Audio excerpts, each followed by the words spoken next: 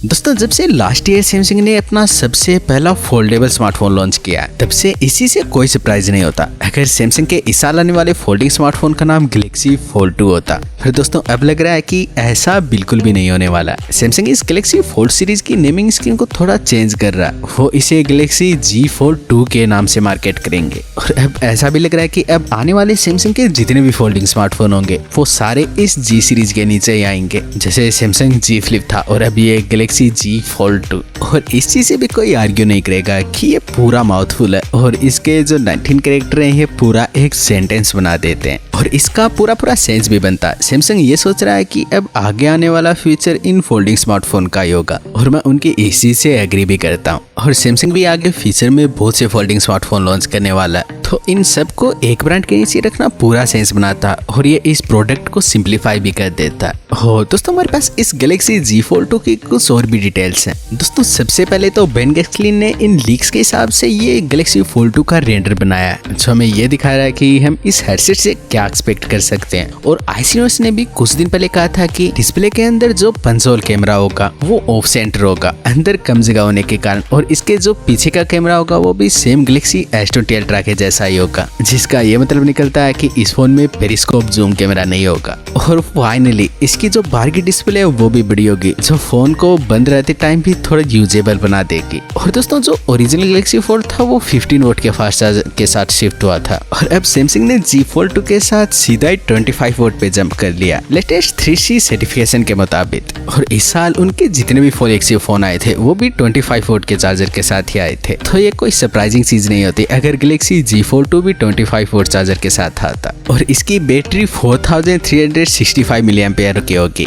तो इस चार्जर को इस बैटरी को 0 से 100% तक चार्ज करने में 1 घंटे से भी कम का टाइम लगने वाला। और दोस्तों हमने कुछ दिन पहले ये भी सुना था कि जो गैलेक्सी जी फोल्ड 2 होगा वो अफोर्डेबल नहीं होगा जैसा इसके रूमर्स कर रहे थे। ग्रीस में इसकी लीक प्राइस 2200 यूरो थी और आज दूसरा यूरोपियन लेकर कह रहा है कि इसकी प्राइस 2000 यूरो से ऊपर ही होगी। और वो इसके साथ ये भी करें कि ये हेडसेट परचेज के लिए सितंबर तक अवेलेबल नहीं होगा और इससे भी लेट हो सकता है इस पैंडेमिक के कारण।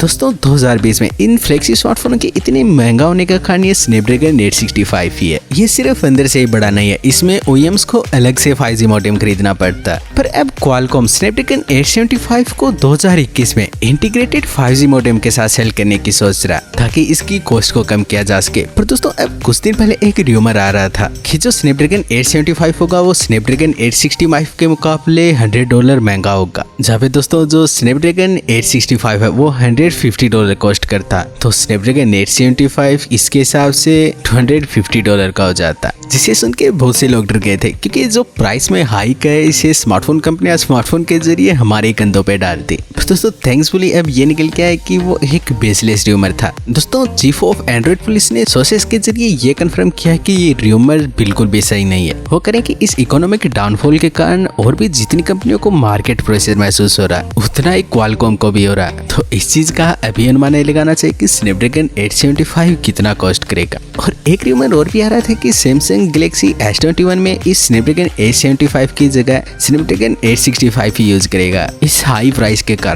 तो ये बात भी पूरी श्योर हो जाती है कि ये भी किसी भी तरीके से सच नहीं है। और दोस्तों आप क्या सोचते हो इसके बारे में मुझे नीचे कमेंट सेक्शन में जरूर बताना। और अगर आपको वीडियो अच्छा लगा तो प्लीज लाइक जरूर कर देना और ऐसी न्यूज के लिए चैनल तो सब्सक्राइब कर ही लेना।